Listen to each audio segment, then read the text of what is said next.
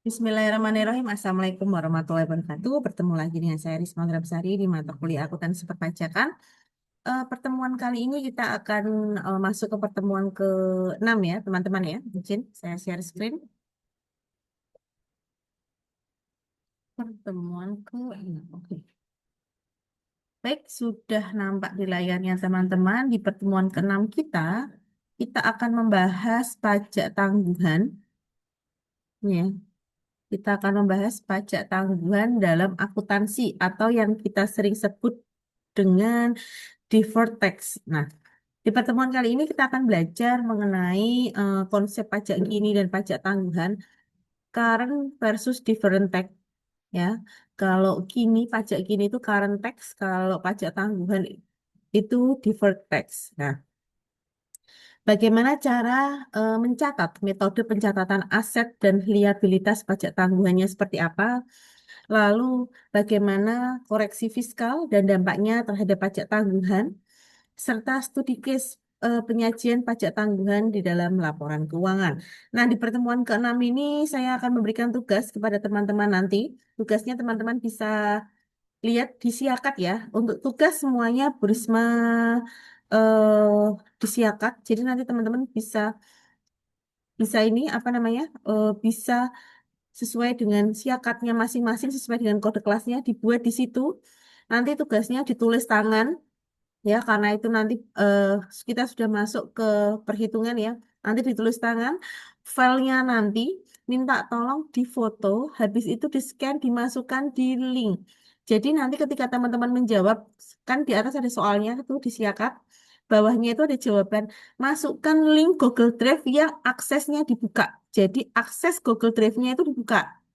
Ya, kalau teman-teman akses Google Drive-nya tidak bisa dibuka pada saat saya melakukan penilaian, saya anggap teman-teman tidak mengerjakan.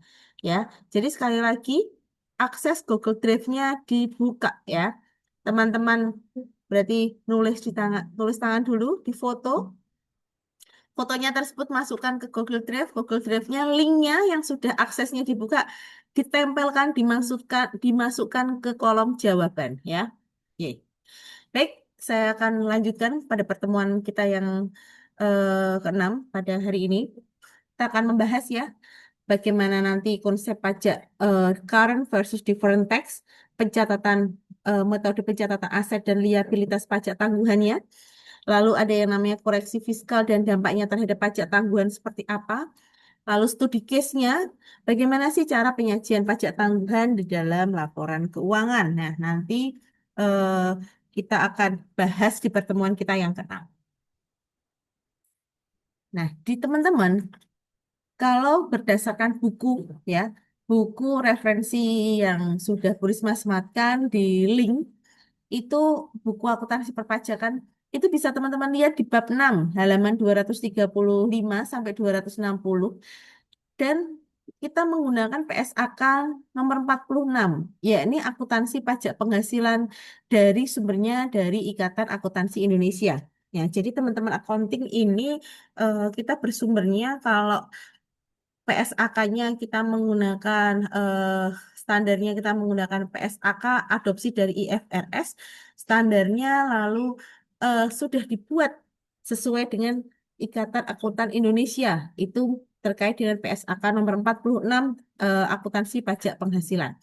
Nah, di sini ada beberapa referensi tambahan yang Bu Risma berikan yaitu dari Ikatan IAS atau IFRS ya dari nomor 12 IAS nomor 12 income taxes atau eh, pendapatan pajak, lalu PMK nomor 96 garing PMK 03 2009 mengenai koreksi fiskal.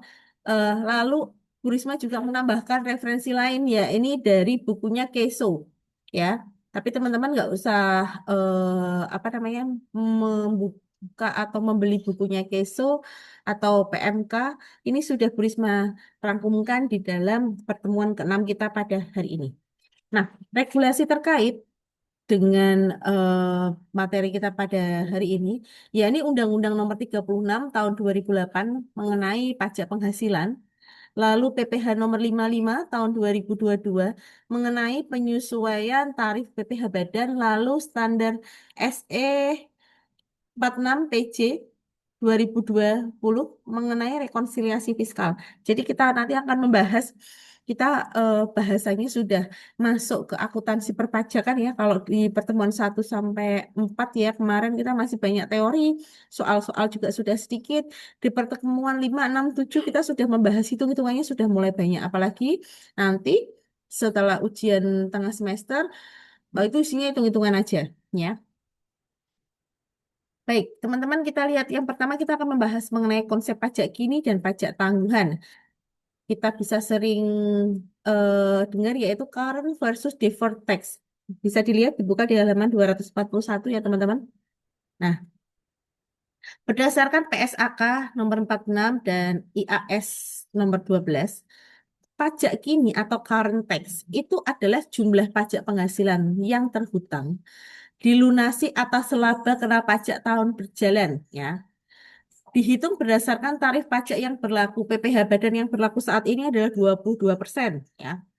Dasar pengenaannya adalah penghasilan kena pajak fiskalnya, PKP fiskalnya, ya. Selanjutnya, untuk kita menulis jurnalnya, beban pajak kini itu di sisi debit, kreditnya adalah utang PPh badan, ya. Kita kalau misal pada saat masih melakukan pencatatan ya, belum melakukan pembayaran, semua beban pajak itu dicatat di sisi debit ya. Beban pajak tadi ada beban kemarin pertemuan sebelumnya ada beban pajak daerah ya. Lalu di sini beban pajak kini itu dicatat di sisi debit. Kreditnya adalah hutang PPh badan ya. Pajak tangguhan atau deferred tax. Nah, jumlah pajak yang timbul akibat beda temporer antara nilai buku akuntansi, akuntansi dan fiskal. Jadi ada yang namanya nilai yang timbul, itu namanya beda temporer.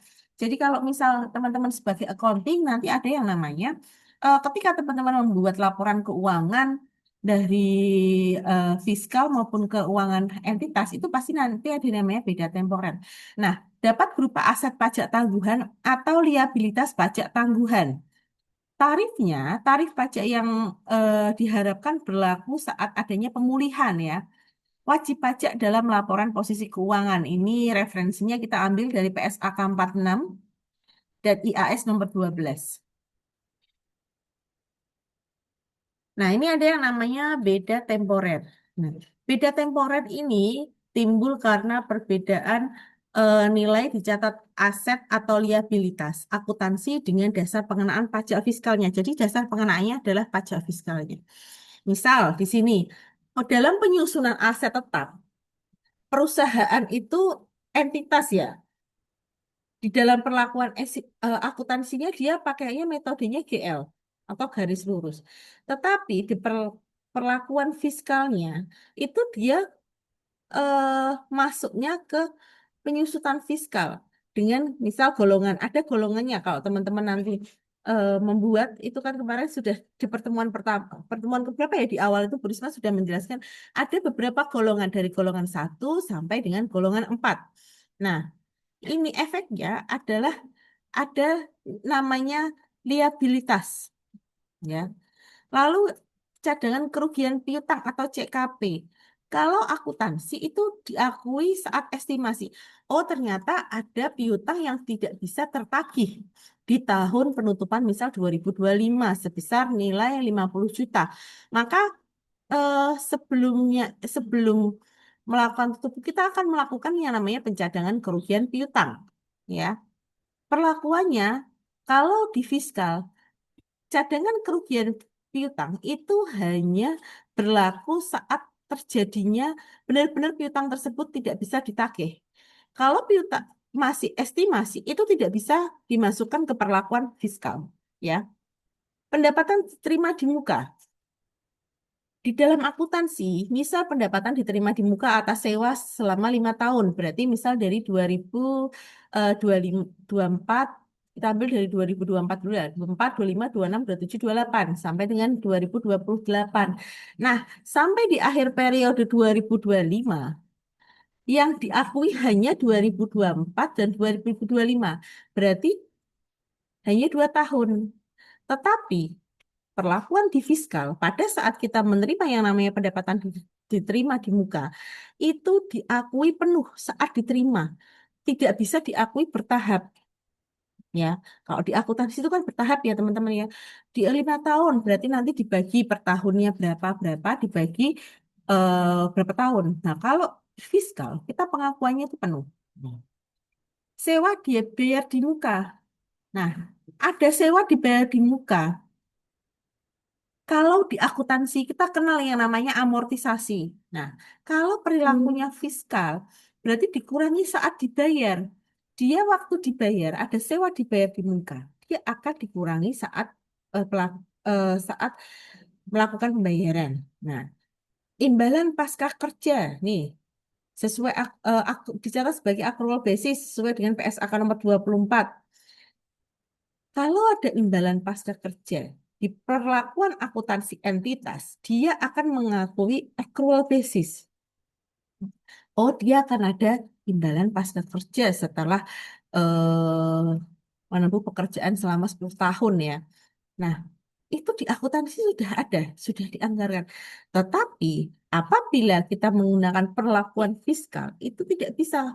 Oh, itu belum dibayarkan, berarti dia menggunakan cash basis. Kalau di akuntansi pakai accrual basis, kalau di pajak kita pakainya cash basis saat terjadinya transaksi, saat si entitas tersebut membayarkan imbalan pasca kerjanya kepada karyawannya tersebut. Nah, di sini ini ada beberapa tadi ya liabilitas di sini. Liabilitas di sini adalah masuknya adalah pajak tangguhan, penyusutan aset. Lalu di sini ada CKP. CKP tadi masuknya adalah ke eh, pajak tangguhan. Ini pajak tangguhan. Ada liabilitas pajak tangguhan, ada aset pajak tangguhan. Lalu pendapatan diterima di muka, masuknya ke aset pajak tangguhan. Lalu ada sewa dibayar di muka, masuknya ke liabilitas pajak tangguhan. Dan imbalan pasca kerja itu masuknya ke dalam aset pajak tangguhan. Ya ini ya teman-teman ya. Ini adalah perbedaannya. Jenis-jenis perbedaannya sudah jelas. Perlakuan akuntansinya di entitas bagaimana, perlakuan fiskalnya di pajak bagaimana. Metode pencatatan dan liabilitas pajak tangguhan. Di dalam PSAK 46, ini mengharuskan yang namanya liability, balance sheet liability. Ya, bentar. Pajak tangguhan dihitung dari selisih nilai buku dan dasar pengenaan pajak. Jadi misal ada tadi ya, di penyusutan tadi kan ada ya, eh, selisihnya berapa? Ya, itu yang kita gunakan sebagai eh, perhitungan dari dasar pengenaan pajaknya tadi. Ya,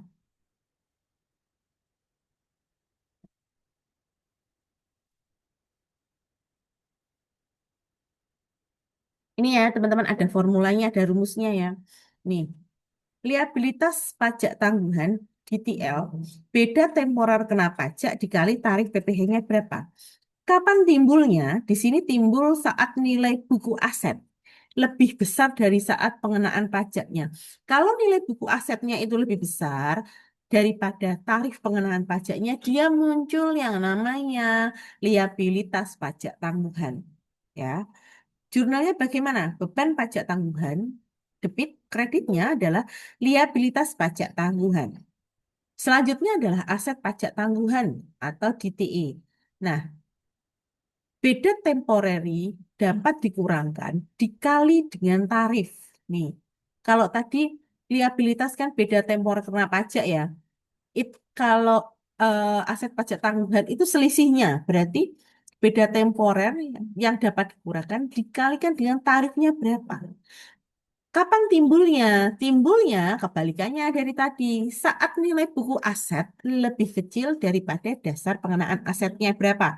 Nah, Jurnalnya adalah aset pajak tangguhan di sisi debit, kreditnya adalah manfaat pajak tangguhannya itu berapa. Ya, nih ada contoh soal kasus penyusutan aset tetap nih sudah masuk ya. Tarifnya 25%, golongan 2, eh, akuntansinya SL 4 tahun ya, tarifnya 22%. Tahun 1, 2, 3, 4. Penyusutan akuntansinya, PT Maju Jaya membeli mesin 100 juta. Masa efektif umur mesinnya adalah 4 tahun. Berarti 100 dibagi 4 dulu nih. 25, 25, 25, 25. Kalau di akuntansi, modelnya seperti ini. Langsung dibagi 4 tahun. Ya. Tapi kalau menggunakan penyusutan fiskal dengan tarif 25%, berarti kita masukkan dulu di sini 25%, 50 juta, 25 juta, 12 juta, 500, 12 juta, 500. Nah, di sini yang ada muncul selisih yang namanya beda temporer. 25 juta dikurangi 50 juta, masih selisih 50 juta. 25 juta kurangi 25 juta, nol. Di sini 25 juta dikurangi 12,5 juta adalah 12,5 juta. Di tahun keempat itu masih ada selisih, ya, ini 25 juta dikurangi 12,5 juta. Selisihnya adalah 12,5 juta. Nah, ini teman-teman bisa cek ya bahwa di sini ada yang namanya beda beda dari temporer.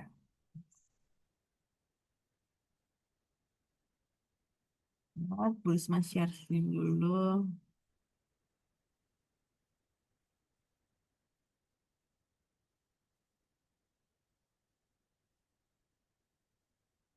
Perhitungan dari penyusutan fiskalnya.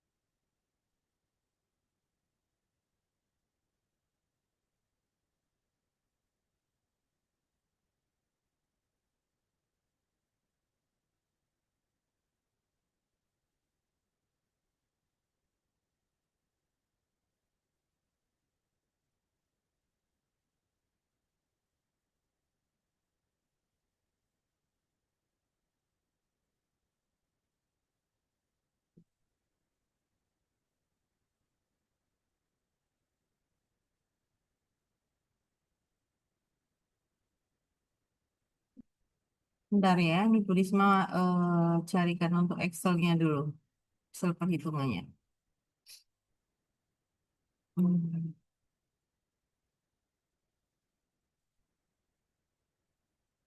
Oke, ini kan pasti nanti teman-teman banyak yang bertanya, Bu itu dapatnya dari mana?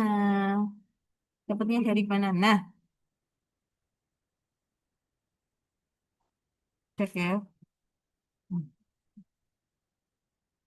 Nih ya, teman-teman ya. Kalau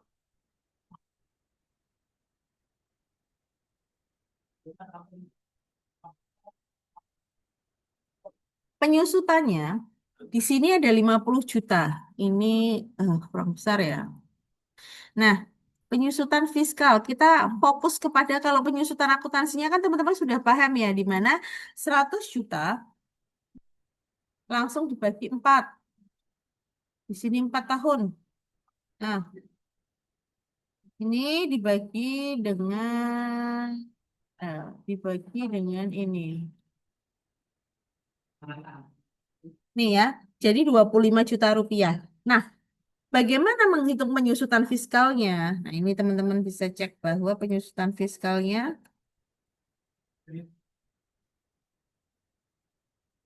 50, nilai buku awalnya 50, dikalikan tadi tarifnya berapa?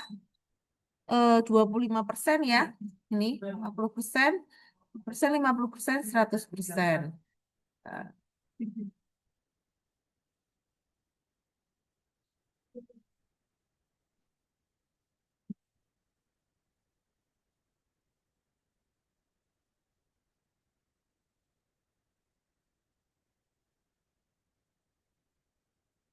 tahun satu dulu.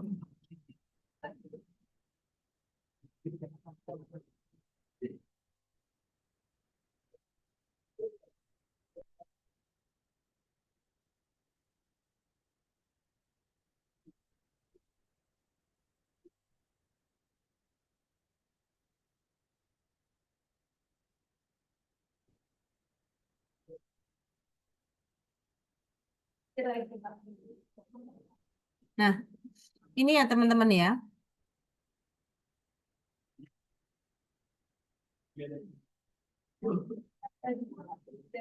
Ini ya, nilai buku fiskalnya adalah 100 juta rupiah. Sedangkan kita menghitung di tahun pertama. Tahun pertama sesuai tarif tak 50%. Penyusutan fiskalnya 50 juta. Berarti 100 juta dikurang 50 juta. 50 juta.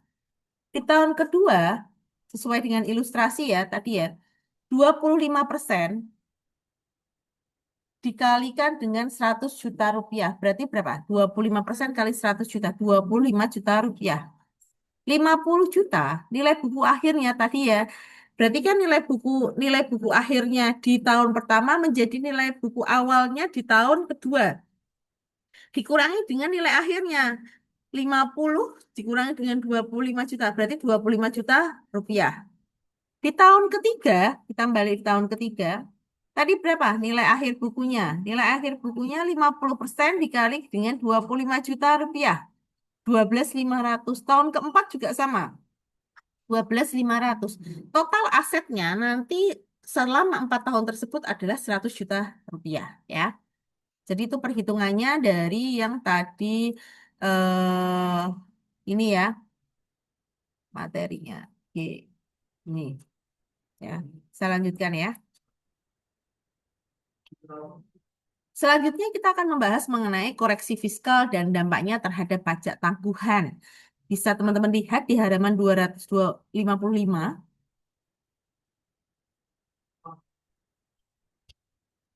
Nah, koreksi fiskal itu eh, berefek pada beda tetap dan beda sementara. Nah, dasarnya adalah rekonsiliasi laba akuntansi ke laba fiskal. Jadi laba akuntansinya berapa ke laba fiskalnya. Nah, beda tetap itu atau kita sebut dengan permanent difference dan beda temporer atau temporary difference. Nah, beda tetap ini nggak muncul pajak tangguhan. Kalau beda temporer tadi ya ada selisih tadi ya itu muncul yang namanya pada pajak tangguhan. Beda tetap itu tidak muncul pajak tangguhan. Kalau beda temporer dia akan muncul yang namanya pajak tangguhan. Apa saja sih contoh dari beda tetap? Sumbangan natura yang tidak dapat dikurangkan itu tidak bisa. Sanksi administratif misal ada denda pajak itu bukan tidak bisa dikurangkan sebagai beban. Dividen yang bukan objek pajak, penghasilan uang obligasi dari pemerintah, lalu biaya entertain tanpa daftar nominatif ya. Sekarang untuk biaya entertain tuh harus ada daftar nominatifnya. Lalu di sini ada beda temporer. Dia temporer difference. Dia menciptakan adanya namanya pajak tangguhan. Contohnya adalah perbedaan metode penyusutannya bagaimana, cadangan kerugian piutangnya, perbedaan pengakuan pendapatannya, imbalan kerjanya atas PSAK 24-nya, lalu sewa operasi versus sewa pembiayaan. Itu juga masuk ke beda temporer ya, teman-teman ya. Nah, ini teman-teman bisa lihat ada laba sebelum pajak akuntansi. Contohnya ya, 500 juta. Ada koreksi beda tetap ya. Tadi ya, yang muncul yang namanya temporer adalah yang muncul yang namanya pajak tangguhan itu beda temporer. Kalau beda tetap dia nggak muncul namanya pajak tangguhan ya. Biaya entertainment tanpa daftar nominatif ternyata ada menambah 15 juta. Sumbangan non-deductible expense, berarti dia modelnya non-deductible expense. Dia ada 10 juta. Ada yang namanya koreksi negatif atau beda tetap, yaitu dividen dari PT sesuai dengan 4 ayat 3. Nah, Rp20 juta. Lalu ada yang namanya beda koreksi temporer. Nah, ini adalah beda koreksi temporer. Nih, penyusutan kerugian atas piutang, lalu penyusutan penyusutan fiskal dalam lebih besar itu Rp25 juta. Penghasilan atau PKP-nya itu totalnya adalah 488 juta. Yuk kita lihat, kita hitung bersama-sama. Nih ya, kita lihat ya bersama-sama ya. Apa ini? 500 juta dikurang tambahkan ada nambahan ditambah dengan 15 juta ditambah dengan 10 juta dikurangkan dengan 20 juta ditambah dengan 8 juta ya tadi ya ada CKP beda temporer. CKP itu hanya bisa diakui di pajak pada saat dia benar-benar ada kerugian piutang. Lalu dikurangi dengan penyusutan fiskal. Oh, ternyata penyusutan fiskalnya lebih besar ya. Berarti ada pengurangan 25 juta, 488 juta. Oke, sesuai ya, teman-teman ya. Selanjutnya adalah studi kasus penyajian pajak tanggungan di dalam laporan keuangan. Ini kita implementasikan sesuai dengan PSAK nomor 46 halaman 260. Nih. Laba akuntansinya 800 juta. Tadi ya ada beda temporer, penyusutan DTL-nya 55 juta, CKP masuk ke DTA-nya 17,6 juta. Beda tetap ada sumbangan 30 juta. Yuk kita hitung bersama-sama. Laba akuntansinya berapa? Tadi 800 juta. Ditambahkan dengan sumbangan. Sumbangan itu kan masuk beda tetap ya. Kayak Natura, tadi sumbangan. Terus ada eh, daftar entertain yang tidak masuk daftar nominatif. Nah, itu masuk ke beda tetap. Tambahkan 30 juta. Lalu ada beda temporer terkait dengan penyusutan. Penyusutannya 250 juta. Nah, ada dikurangi dengan cadangan piutang. Beda temporer 80 juta. Totalnya penghasilan kena pajak secara fiskalnya itu adalah Rp1 juta. Dan langkah keduanya kita hitung PKP-nya berapa. Sesuai dengan tarif umum, PKP-nya yang dihitung adalah 22%. Berarti 22% dikalikan dengan 1M tadi. Berapa? Rp220 juta. Di sini ada yang namanya liabilitas pajak tangguhan. Dari pajak tangguhan tadi ya, ada kan beda temporer ya, beda temporer muncul yang namanya ada pajak tangguhan dari tadi 250 juta tadi. 250 juta ini kita tarif pajak umumnya adalah 22%. Berarti berapa? 250 dikali dengan 22% adalah Rp55 juta. Aset pajak tangguhan, TA-nya tadi ya, itu ada eh, 22% dikali Rp80 juta. Nih ya, DTA-nya ya, DTA-nya 17.600. DTA-nya 17.600. Berarti teman-teman beban pajak tanggungan netonya berapa? Kita hitung bersama-sama.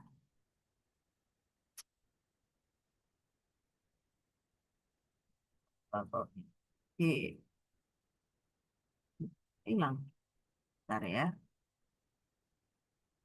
Oke.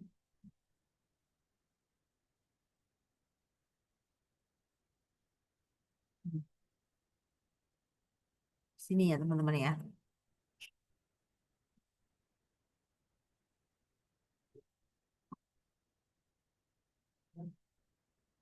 Hmm. 55 juta. Dikurangi 17.600.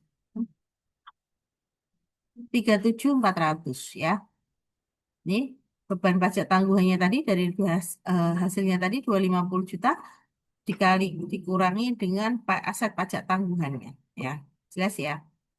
Nah, di laporan penyajian dalam laporan keuangan kita bisa lihat bahwa aset tidak lancarnya itu masuk ke pajak tanggungannya ya. Aset tidak lancarnya 17.600. liabilitasnya itu ada liabilitas pajak tanggungan sebesar 55 juta dan utang PPh badannya adalah 220 juta. Tadi ya, ada ya di sini ya utang PPh badannya 220 juta. Di dalam laporan laba rugi, laba sebelum pajaknya itu berarti 800 juta. Dikurangi dengan pajak gininya 220 juta dan pajak tangguhannya 37 juta 400 sama ya. Cek. 37 juta 400 beban pajak tangguhannya. Berarti teman-teman total adalah 257.400. Laba bersihnya 54 542 juta 600. Nah, sesuai dengan PSAK 46 aset dan liabilitas pajak tanggungan tidak boleh dikompensasikan kecuali di sini entitas memiliki hak yang dapat dipaksakan secara hukum. Jadi yang namanya pajak tanggungan itu tidak boleh dikompensasikan. Nih teman-teman ceknya di sini ya. Baik, berarti di pertemuan hari ini sebelum Bu Risma masuk ke contoh soal ya, kita sudah belajar mengenai pajak kini dengan pajak tanggungan. Pajak kini itu dihitung dari penghasilan kena pajak fiskal. Kalau pajak tanggungan itu timbul adanya beda temporer antara nilai buku dengan dasar pengenaan pajaknya. Terus kita sudah membahas metode balance sheet liability, ada sesuai dengan PSAK 46 ya. Terus kita ada koreksi fiskal, ada beda tetap, yaitu tidak menciptakan pajak tangguhan kalau beda tetap, kalau beda temporary dia muncul yang namanya pajak tangguhan, ya, DT atau DTL. Nah, dalam penyajian laporan keuangan, DTA itu masuk aset tidak lancar, sedangkan DTL tadi masuk liabilitas jangka panjang. Beban pajak tangguhan disajikan terpisah dari laporan laba rugi ini ya. Beban pajak tangguhan, di sini ada beban pajak tangguhan itu dipisah dari laporan laba rugi ya. Oke. Ini saya stop share. Saya share untuk yang soal kedua. Oke. Nah, ini kita bahas dulu ya. Ini Bu Risma masukkan ke drive juga. Saya bahasanya dua.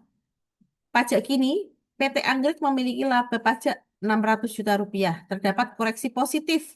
Ada koreksi positif sumbangan 20 juta dan koreksi negatif dividen yang bukan objek pajak 15 juta. Tarifnya adalah 22 juta. Diminta hitung PKP fiskal dan PKP badan yang terhutang sama kayak tadi, teman-teman. Nih, laba akuntansi ditambah koreksi positif dikurangi negatif. 600 ditambah dengan 20 juta dikurangi dengan 15 juta dikalikan dengan tarifnya 22%. Berarti 605 dikali dengan 22%. Nah, PKP-nya berapa? Penghasilan kena pajaknya adalah 605 rupiah. PPh kininya, kita hitung di sini, berapa itu tadi? 605